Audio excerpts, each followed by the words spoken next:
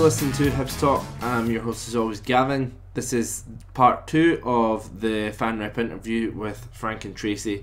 Hope you enjoyed part 1 and thanks again for coming back for the second part. We try to get through as many of your guys' questions as possible. Before we get started, just a quick update with some news. As you know, with the winter break, Hibs have had a couple of friendlies this week, playing again today against Wilhelm II. Hibs did go in front with a goal from Simon Murray, but the game finished in a 3-1 defeat, unfortunately.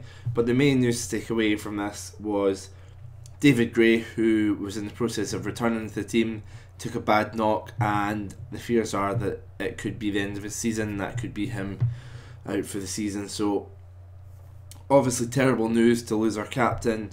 There has been talk that Hibs were looking at fullback as a position in this transfer window. I'm sure this will just increase the possibility of a new fullback, more likely now a right back, coming in to strengthen the squad for the rest of the season. So this is part 2 of the 2 parts. We kind of get into some of the general questions that came up to do with Hibs, to do with the facilities at the stadium and catering, which I know is a big thing for some people, as well as talking about the academy and things such as the fact that the Daily Record were able to do the transfer story.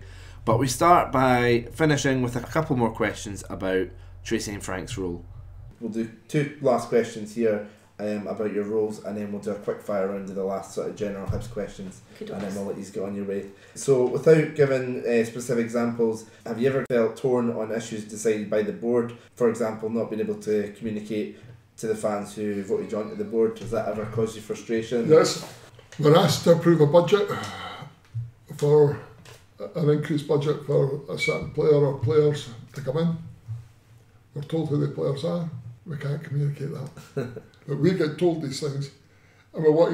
Yeah, but I mean, we were asked to approve, I'll tell you, we were asked to approve the budget for an increased budget to bring certain players in, a certain player or whatever. Not what that player's on, but the budget's got to be improved. The budget is strictly adhered to. I mean, it's strictly. And people say, oh, well, you made a loss. I mean, this season, we've got to finish in the top 4. We've got to get through at least 2 rounds of the cup. We've got to get this, that, and the next thing. But there's things that we're told, as I say, there's certain other things like sponsorship. We're told about things that are coming up, or what we're trying to do and not got. And that's something that I feel, I wish I could tell you. I mean, I wish we could tell you, but we just, it's not practical, it's not, I mean, what you've got to remember is we are directors of a multi-million-pound company, and not everything. That's why I think some of the times that Tracey and myself can speak to each other, because we're the only two that can, like speak about things. So, I know. I think for me it's the positive stuff. Sometimes, I think as a club, sometimes we don't maybe celebrate all our successes, and obviously there's what gets done behind the scenes where the club does, a lot of supporters think the club doesn't do anything to support them as such, and yet they do. And there's things like that, obviously, because Hibs are such a closed, they like to keep their business to themselves, and that's what I've always liked about Hibs. We're no ones that have got to put statements out about this and statements out about that. Not naming any names. But, I mean, I did have someone say, oh, look, Tracey, I think you should take this to the board. We need more statements. So that's my next mission. But, it's like probably the successes. I think the club does a lot of good, but doesn't actually maybe shout as much about them. I mean, so I suppose that's probably the frustrating thing, because they've done something good, or you see somebody criticising them for doing something, you think, well, actually, I know that's not true, but that's the way they want it kept, and that's, that's I mean, the foundation that Hibs does a tremendous amount of good work, and it doesn't get the publicity. Last question here, before we go into some quick fire questions. Have any of the previous applicants that didn't get chosen to be involved, stayed involved in any other shape or form? I do keep in touch with Charlene. Right. She has been to a couple of working together meetings, and she's been involved with one of the working groups as well. So yeah, no, I saw it at the Hearts game as well. So I do keep in touch with her quite regularly, which is good, and she's always keen to see if she can help in different areas as well. Apart from that, no, not really. But Do you think she's just secretly trying to find out more about your job so she can go for the election next time? Well, no, I mean, I don't know. I mean, obviously I was on Hibs Fans News, so a lot people knew me kind of from there as well. That had quite a large, I think I was up to about 11,500 members, but I think at the time I had about 10,000 members. So you had that, plus then there was the Working Together group, so I was already doing some bits and pieces behind the scenes at Hibs. So I don't know, maybe it's, a way to see if that progresses, so maybe the next time, Charlie might want to put herself forward and she feels she's maybe got a little bit more input as well. So I don't know, I don't look at it as a negative thing, because anybody that can do anything to help the club for me is a good thing. Yeah, that's good to hear that she's staying involved even though she wasn't elected, so yeah, good to hear. Okay, so last quick fire questions. Mandy McNeil's asked on Facebook about hot water in the toilets. Is that something the club might explore? Because she says she's specifically talking about the famous five. I think she had a nosebleed a couple of weeks ago, and it was try to use cold water was a nightmare. So we have asked Health and Safety if this is a requirement, and apparently it's not. Right. I don't think there would, because I know there's no other club in the country does it. I'm doing that. Hartlepool do it. Do they? Yes. Right. But the toilets aren't very pleasant. No. I'm sure It's a they've bit got a flooded. Chinese buffet upstairs as well. no, it's something I've looked at. But the actual cost, because if you think about what you're actually doing, you're heating water for 90 hours a year. 90 hours a year. Now you put in the heating system for that, plus the fact that it's hot water, you've got to do the test for Legionella and all the rest of it. It was felt it wasn't. I think if you said to fans, I'd pick a random stupid number, but say it would cost like £400,000 for the year. Here's £400,000 for hot water, or we can go out and spend that on this attacking midfielder. I'm sure people would say the attacking midfielder. Yeah. So, that's where all the focus is. It's on the pitch, which I think's. I mean, the other thing, I don't know if it's going to come up, but the PA system. That's great. Take that one off when you go. The PA system there's been a review of it. We actually, it might sound strange, but we do meet the requirements, but we know it's not up to the standard that we would like. Now, I'm going to tell you that Celtic spent over £2 million on their PA system. I'm sorry, but that is not money Hibs have got at the moment. No. And I'm not saying it will cost anywhere near £2 million, but it's very, very expensive to upgrade it. There is a review at the moment, and we're waiting. We've had 3 or 4 various contractors in doing a report about it. Now we're waiting on that, the costings and all that to come back. Then it might be, but it depends on the cost. Right. And it is basically, that's what it's down to. But I can assure you 100% we would not be allowed to open if we didn't meet the safety standards. And we do meet the safety standards. That is 100%. It is a PA system for safety, it's not a PA system for music. Aye, that makes sense. If that's, sorry, it's not what everybody wants to hear, but it's... But anyway, sorry. No, that's alright. Just I know this is before you guys arrived. We were talking about the fact that there had been talk about the reason this is all rumours and that, and I know you guys have mentioned this before on the Facebook Live one, but there was rumours that one of the reasons that the singing section was moved up to the famous 5 was talk hooking them up to the PA system and all that sort of stuff. But a lot of people have coming back and asking, even though you mentioned the Facebook Live, why was the singing section moved? The singing section was moved because the singing section wanted to be moved. So that was at their own request? It was their request, not ours, and that's where they wanted to go. One of the members actually confirmed that on Twitter. Yeah. As well. I can't Ross? remember Was it Ross? No, was it Babs? Oh, I anyway, might like the handle. I might be completely wrong, but I think it was that. But they had said obviously that they had asked to move obviously they were hoping to maybe get the section behind the goals and the famous 5 lower, but obviously the club want to keep that as a family section. Well, it wasn't just that. And obviously the amount of people that were going to have to be moved. By moving it into where they did it, the famous 5, it was the least disruption out of all the, and it was quite a lot of disruption. Free seats. I think it worked out about 35. 35 people had to be moved. Right. But they could stay there also. Right. They were offered if they wanted to stay, but They chose. They chose. There was I mean, a lot of the 35. people up there obviously have been there for quite a long time, so you may be looking at older people that are maybe not really wanting to sit in amongst the singing section. And I sit in the famous 5 lower, and obviously we can hear it, but nobody joins in. No. You know, the kids want to join in as well, and you just think, I mean, I got caught on telly, the Partick Thistle game, giving it Stokesy's on fire, and my kids have just totally ignored me. Totally ignored me.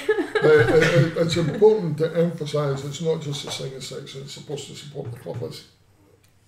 No, it's a section of singing fans, but I think singing section is maybe not the best name because it sounds like that's the only section dedicated to singing, whereas that should be the heart and soul of it, but everyone else sings as well. Yeah, I mean, we're all there to create an atmosphere, so we all have to do it. We can't just rely on these guys. I mean, obviously you go to a away game, but we're obviously a smaller section, so it's easier to hear and it's easier. I mean, Partick Thistle game's probably one of the best away games I've been in a long time for atmosphere. It might be strange, but and this is going to sound like being critical of the Hibs support, and I'm not, but I think the away supporter know how to support the team better than the home support. I think a lot of teams find that, not just the home Hibs, but a lot of teams across the board have said that. Yeah. Again, I do think it is probably because we're in a smaller section. Yeah. So we can make more noise. Again. But the one thing I reiterate, it was not the Hibs, it wasn't the police, it wasn't anybody else. It was the singing section that asked to be moved. And will they be going back? No, won't be going back. It's really difficult to move them now as well. If you were wanting to move them back, can I ask you where you would move them to? Probably just back to where they were, to be honest. And considering that that's about 80% sold out now. I just asked it's it's not, I wasn't having to go at you, but it's something that people have got to realise. Because I did. Those seats are sold now and there's people sitting in those seats. When you're up to 13,500 season tickets out of 17,000, it's very, very hard. Yeah.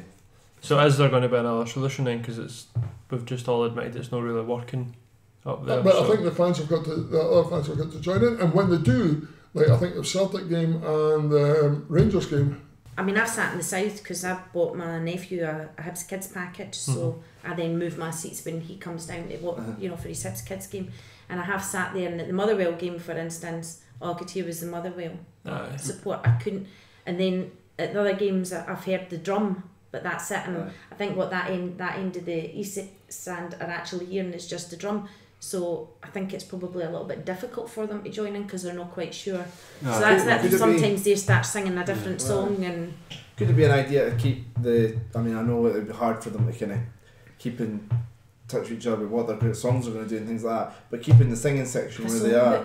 But do this song but move the drum back to the east stand, so then you've got the fans singing and get the song started in the famous 5, but the drum to kind of get the east fan joining in. The other thing is, it's possible.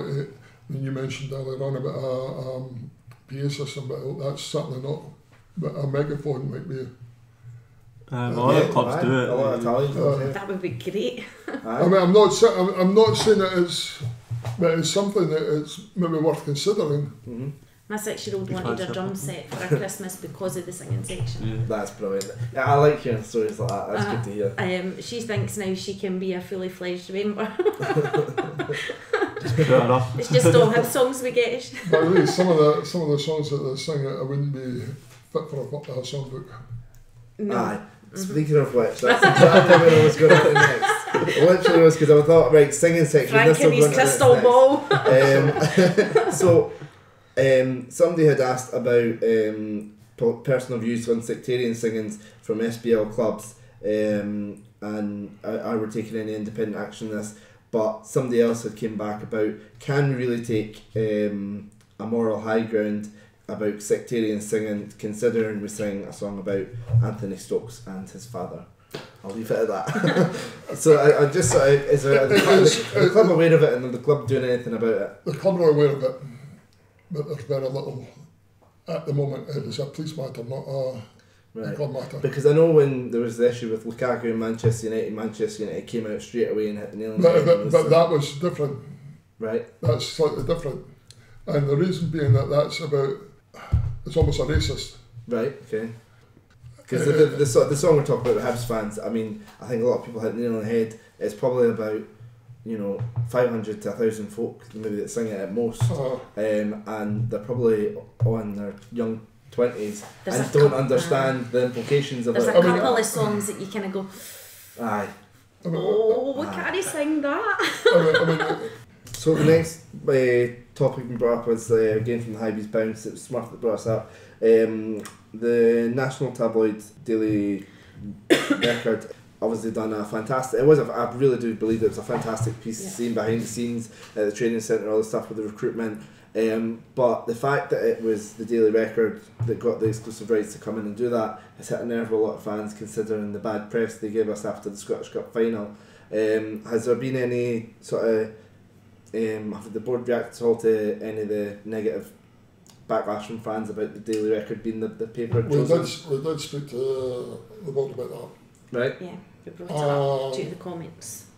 What they said was they were trying to build bridges. Okay. Trying to get things sorted. If you fell out with everybody, if you stopped everybody that falling out, would have no press coverage at all. Mm. It's just a level of one reporter, by the way. True, very true. It wasn't, and I believe that he was fed that information by somebody that used to work with the Daily Record that's now employed at iBox. Oh, sums that up. No, he only reported what he was told. Mm-hmm. Now that's, so I'm told, but that's hearsay, so I can't confirm it. But it's good to hear that issue, that you guys heard about that issue and it was raised to the board and you've got answers, and it's, I mean, genuinely, we've got to be very careful. You ban everybody. Mm-hmm. We're not like Rangers that ban the BBC but still get the coverage. It's like what Ferguson done with the BBC and stuff as well. Yeah. When he was just refused but you can afford to do it when you're a club that big. Aye, that's right. No, but it's the coverage and the money, Yeah, and plus all coverage, can lead. Well, I mean, can affect sponsorships and the rest of it. I was going to say that. Got to look at the bigger picture sometimes. If you don't get the media coverage, the sponsorship money dries up, and that dries up the players. So it's so we can't let one bad reporter. I know the Daily Record still isn't a great paper, but one bad reporter ruin, I thought it was a tremendous article. It was fantastic. I thought it was great to see behind the scenes and how things work. Well, as it happens, we knew that's one of the privileges, and it is a privilege. A massive privilege. I mean, you just sometimes you think, wow, I'm actually allowed to be in that place. And it is a massive privilege that you get to see behind the scenes at the club that you love. So you certainly don't take it for granted, that's for sure. No. So another one. Next one is another health and safety issue. I probably should have done this with the health and safety ones. This is somebody who sits in the East Stand, Ian Hill, has put about the handrails. He feels that just the small handrails in the East Stand, and that he one occasion he stumbled and had to crawl to his seat. This sort of situation wouldn't be acceptable in the workplace. He says, why are they no central handrails on stairways to the seating? Bernadette Fitzpatrick is one of the most highly qualified safety officers in Britain, not just in Scotland. She's a Hibs safety officer, and she's been asked about that, and there is no health and safety issue. But I saw that comment, and it's something that we'll look into. Right. It's something we can look into and find out, even if it's an alternative barrier or whatever, you know, to help. Yes, I do appreciate that, and I'm not ruling it out, but it's not health and safety. It's not an issue, but please do not think that we're belittling it because of that. I think like when we leave the game, obviously we sit in the stand as well. Like a central handrail is a no-go, because I mean when you see folk piling down the stairs at 89 minutes or whatever, there's no way that they could fit a different kind of handrail down. But what I was thinking about is something at the end of every second Aye, mile. that's right. Aye. You know, just it's something that we can look at. It might cost a lot of money, but it's something that we can. Even if it was for, you know, one aisle, and that was sort of a dedicated aisle to people that might need that little bit extra. Well, that's support. something. So that's good to Yeah, I'll take that on board. Was it Ian? Ian, yeah, I've got his name there. Um, Ian Hill. do you know where that came from at all? Was it- Facebook, I Facebook? can send it Oh over well, to you. perfect. Yeah, and then we can Aye. get in touch with them directly, and That'd be great. because obviously he's fallen, which you don't want either. No.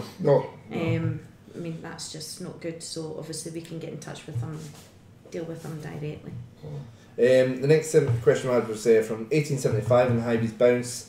He's gone on about a lot of stuff to do with the next trip to Ibrox and things like that, which we've kind of covered in terms of, you've sort of said about the safety officer going out and things like that and contacting with him. But he's asked, will Leanne sit in with the fans? I think that's at Ibrox and also at Well, I think the fact that we're in such an enclosed space there, I don't think it would really be safe to have your chief exec sitting there. Nah, definitely not. I mean that's my opinion. I mean obviously Frank and I in there, Frank had conversations with the police as well. They kept us aware, you know, if we saw anything happening, we were saying, oh, is there an issue there? And they would come back and report as well, so we were quite on top of things that were happening at the game. And obviously we will report anything beforehand with regards to the car park. I think they more or less told us last time that car park was always going to be ours. Will be ours. I mean, we got there probably about an hour and a bit before kick-off, and that car park was just about full. But I think people felt a lot safer taking their cars. There was a couple of issues with buses, so maybe we need to see, you know, where are they going to park, what's going to be the safest option as well, because a couple of them did feel a little bit unsafe. We'll also look at there was stones flung from the car park adjacent, and that's something that we'll look at and then we'll raise with the safety officer. I And maybe thankfully parked my car next to a bus, so the bus was closest to the Sure. wall. but it's something that we are aware, and we will raise that again. Good to hear. And is she considering going Tynecastle again? I don't know. I'm not sure, to be honest. And the last question we've got here, to finish up with Leanne, a lot of people obviously sing a lot of high praises for Leanne. Somebody's asking, are the club taking any steps, or do you know of any steps the clubs are taking to kind of make sure she sticks around? Is she? I know she talked at the AGM about the vision for the next few years. I spoke to Leanne not that long ago. And her view is, I'm going nowhere at the moment. I've got a job to do here, and I want to do it. Exactly what she said at the AGM. She's under contract the same as everybody else. I suppose you can't look into the future, obviously. I think she's done so much good for the club. Yeah. It's been like a breath of fresh air since she's come in. I mean, to being relegated and thinking, oh my God, everyone's against us, we've got no team, we've got this, that, next thing. To then go on to winning the Scottish Cup. Yeah. And I know a lot of people, you know, didn't want to buy the Reborn DVD because it was just winning the championship, but for me I think that just kind of signalled where we had come over the past few years as a club. It was more than just a championship winning DVD. And I just think, you know, looking at a bigger picture, the 3 years, I mean, when we got relegated that day, I mean, that was just like the worst thing that, you just felt like it was the worst thing that could ever happen to you in life. And you went home and you were depressed and nothing was ever going to be the same again, and then you miss out in the first year and you miss out in the second year, and then all of a sudden you've got all these people flocking to see Hibs in the championship. It's just, I mean, it's a mad story. Nobody would ever. We were hit with a perfect storm. Uh-huh. The Rangers coming up in the Hearts of the year to prepare while they're going down. And we were at such a low. I mean, I was asked about whether they would change it, whether they thought of changing the manager, and they were caught between the devil and the deep blue sea. Because one win, 3 points, is all it took between March and the end of the season. We didn't get 2 minutes away from staying up. 2 minutes, that's all we won away. People forget that. And that's how close we were. But as it happens, good thing, bad thing, I think it's been a good thing. In hindsight, probably one of the best things that's happened to us. I think it was the best thing that happened And I to mean, us. Tracey was saying earlier on that she's on the Academy board. I'm on the Academy board as well. I'm very, very fortunate to be on that. And no matter what happens, I believe that I'll keep as much as I can involved in the Academy board. In the last 10 years, up to 2 years ago, Paul Hanlon was the only player that came through from the Academy. In the last 2 years, you've got Fraser Murray, Ennis Murray, Scott Martin, Ryan Porteous, who I think will be a tremendous one, Ollie Shaw. Now there's 5.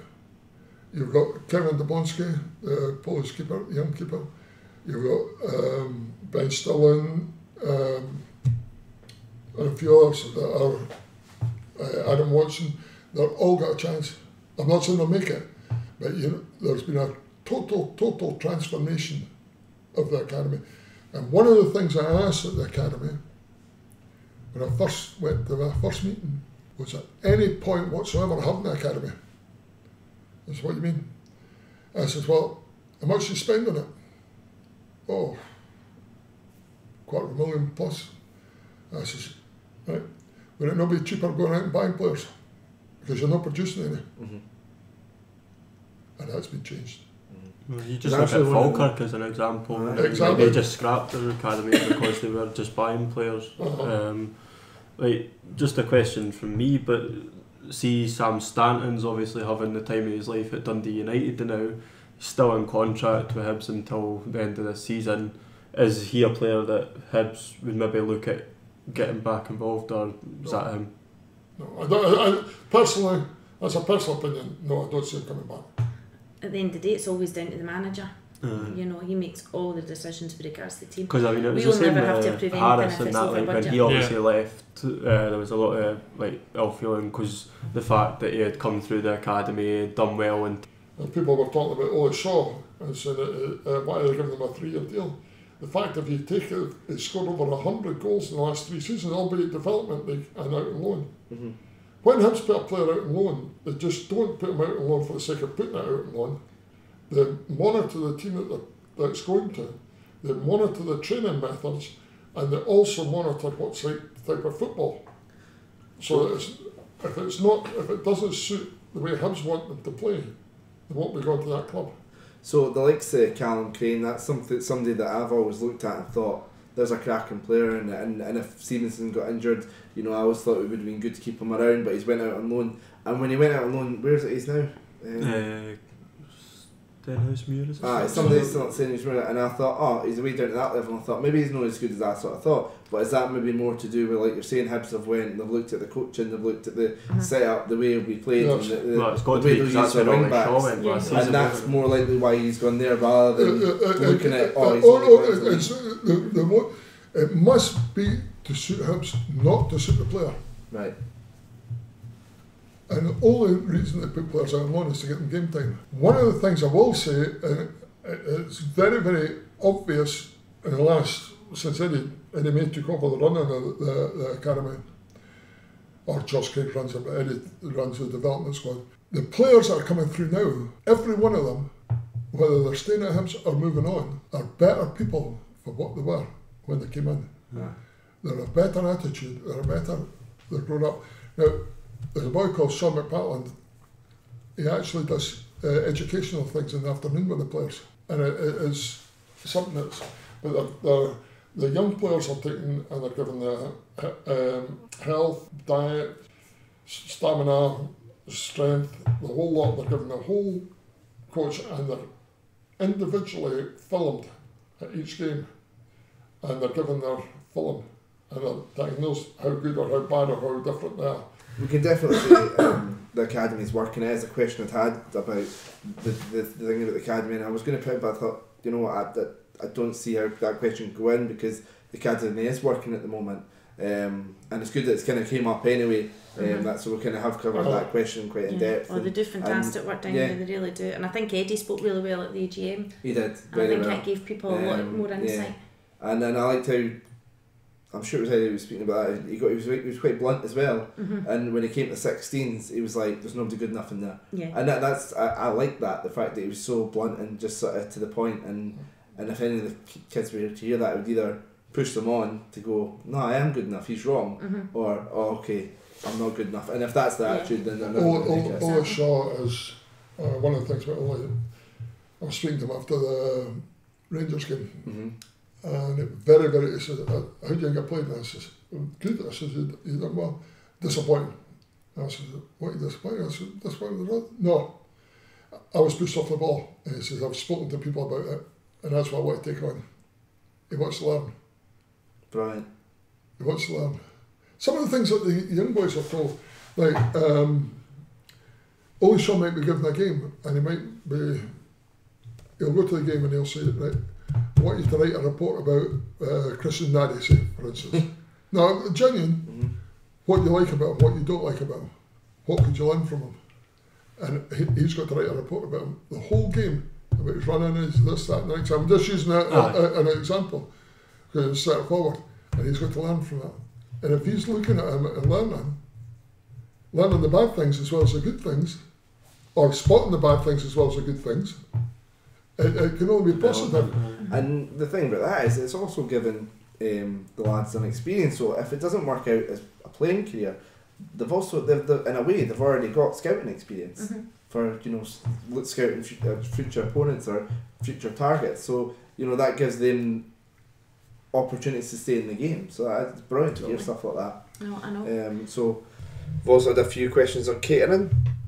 What I would say on catering is there was a massive thread on one of the Facebook groups a while back, and I took the comments and that, and we discussed it at board, and we were told to get emails from everybody, and I said to everybody, look, if you email me where you sit, where the problem is, what is the problem, is it we've not had many emails back. So obviously, we're under contract with this company. If you can't go back and tell them, we'll have to go with something a little bit more concrete. Oh, people don't like it. What do they like? If it is about pricing, if it's about what they're receiving, is the product any good? If it's not, then tell us. But tell us where you sit. So that we know kind of roughly what the chaos is. It might be that you were waiting for ages to get served, you missed, all these different things. But unless we have it there in writing, whether it be a PM or a PM on Facebook or an email or even on any of the forums, and we can pick it up and we can take it, but we need to have something there, kind of concrete, hand it over, and then somebody will obviously deal with it. So things like that, it all adds up, and if you've got more than one child, it really adds up. And I totally get where families are coming. I mean, obviously both my girls were £25 a season ticket, so when you look at that, I've not paid much for their season, but I mean, on a week to week basis, when you're taking them to games, because obviously we're going home anyway, it becomes a pricey thing when you're taking the kids, and you want to take your kids, you want to encourage them to go, you don't want to be put off by things like pricing. I read it somewhere, one of the forums, how long are we staying on the board? I said before the last election, when I went myself, we're both standing, I said at the board meeting, I said that I want it to be minuted that it's a maximum of 2 terms. No more. And that's so that it's a good thing that not everybody's getting a chance, but there's a chance. And I'm sorry, I'm not being big-headed, but I did get a big percentage of the votes. Yeah. But that's not been We were all scrambling with what was left. No, it wasn't. I mean, but what I do feel, and I'm genuine, if I'm standing down at the next election, it'd be good that Tracey stayed on to do what I did for Tracey. Help her and rather than having two people going in and not know what they're doing. Yes, so, start from it scratch was beneficial. Again. So I did always think, you know, if Frank and Amit, you know, were back in, then it would be beneficial. So do you intend to stand again and then? I haven't even given it a thought, to be honest. Do you want to know the truth? The genuine truth. There's been times recently where both of us have thought about stepping down. And the reason being the amount of abuse, and it's not constructive abuse, it's total personal and hurtful abuse. And it's something I do it for the love of the club. And the amount of hours that I put in, and I'm not saying that Tracey doesn't do the same, please don't take it that way, but Tracey's got a job and she's got a family. I'm retired, I've not got the time, I've got the time to do it. I'm in at Easter Road 3 times a week. We're doing various things. I help out with the ticket office, I help out with the ticket queues, when there's queues. I go around, I'm doing things with the disabled. I've got a meeting virtually every night. So therefore it's sometimes can get a bit much. Right. And not that I'm complaining. Please don't think I'm... No, but it's understandable. You put in that much time, you put in that much effort, you put in that much hard work, and because people don't understand something, you know, there's a lot of stuff you and me, David, quite rightly said, it's like, oh, I didn't realise how that worked. And hearing you guys talking about it tonight and explaining it has let us know that sort of things like that. And Dave, you rightly said you didn't even know about the... but you would never abuse somebody, like, because I personally think the whole... Just quickly skim over. There's a few things that I think should have happened that's not happened. Like, I think it should have went to vote for the EBT thing. But I would never. I've not personally abused or anything else. Going back to that, what would be the question? Yeah, I know that's fine. I'm just saying, like. No, but there's people that can come to you and they're angry about it, but they can have a constructive debate with you about it, and that's good. But that's healthy. The funny thing is, see how the way that's turned out, and that I agree with. Like, I would have just to have left it anyway, but I'm just saying, like. I understand exactly. I'm a really stubborn person. And sometimes though it kind of made me think, well, actually, no, I'm not standing. Because, you know, you's asked me to do a job. I'm doing that job. We might not agree on this. But there's a lot of people that do agree. We're still getting messages saying, oh, you're doing a good job, you know. And the rest of it, and that you think, oh well, that kind of makes it worthwhile. And we're not going to agree with everybody on everything, and we're probably going to get more things wrong as well, because we're not perfect, we're only human. But I think it's important to learn from the things that you do wrong and make sure it doesn't happen again. I think we possibly could have spoken, maybe taken it to some kind of consultation. How that would have worked out, I don't know. We didn't expect to discuss it over 2 board meetings either, but it was just the way it happened because the statement hadn't gone out.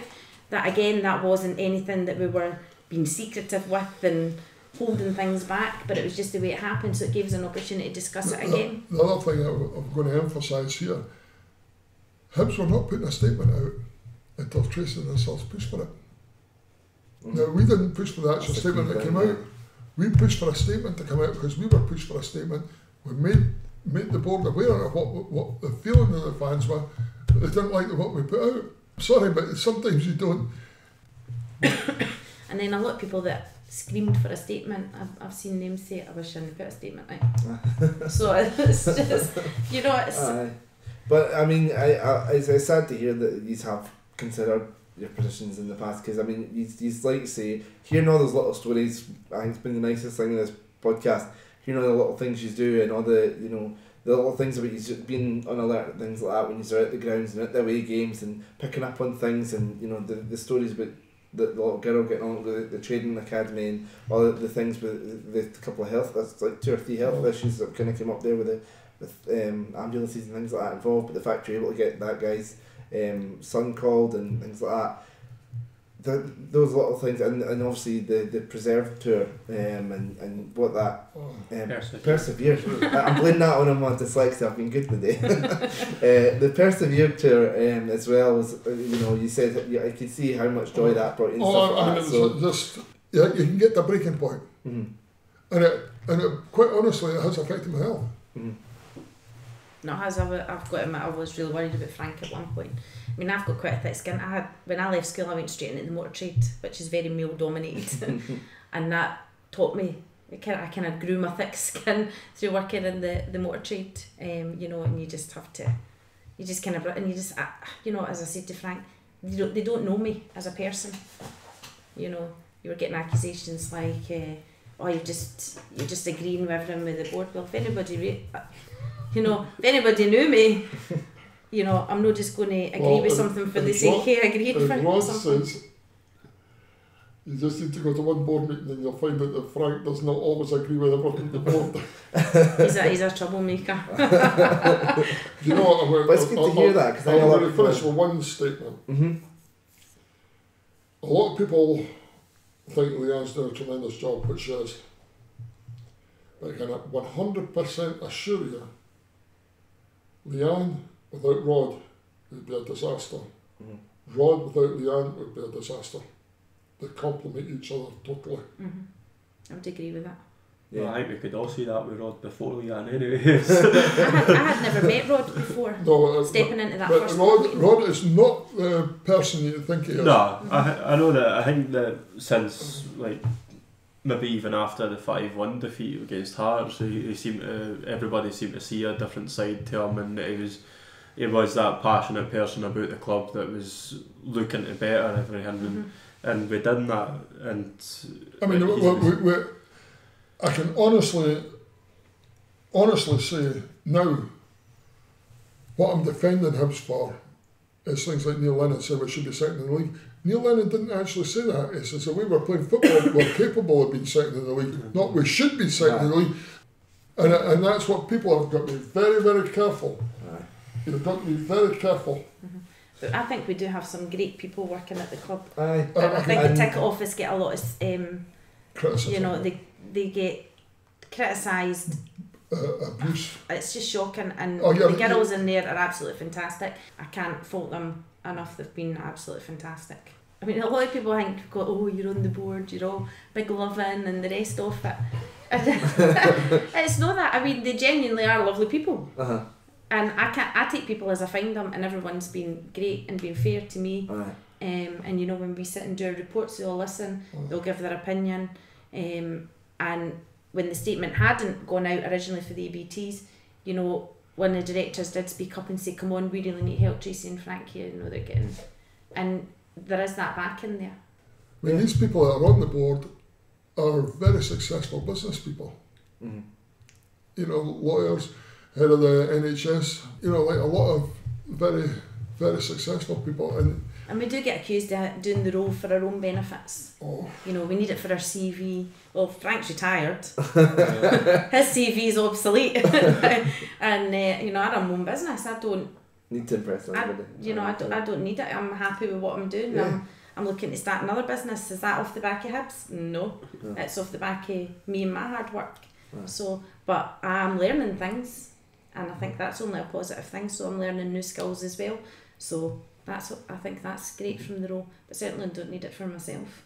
We'll end it on a positive note there. Okay, I'd just like to finish up by thanking Tracey and Frank for coming on to the podcast today, and obviously going on through all the questions and some of the tough questions we had to get through. There was a lot of questions from you guys, a lot more than we expected. I mean, this is before the edit and sitting at 2.5 hours, so I'm sorry if we didn't get to your question. We tried to cover it as much as possible. We'll maybe speak to Tracey and Frank about maybe doing something towards the end of the season, to get some more questions in and things like that then.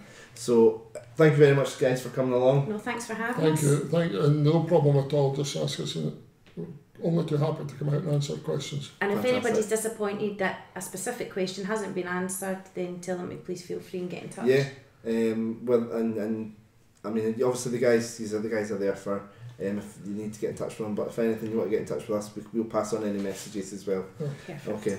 Thanks for listening, folks, and we'll be back with a mid-season review hopefully next week. The guys are looking at me as if to say, no, not another 2.5 hours. Sorry, we'll not be here. 20 minutes then. Okay, thanks again, folks. Thank you. Cheers. Thank you. Well, thanks again for listening, folks, and we hope that helped a lot of you understand a bit more about Tracey and Frank's roles and the work they do.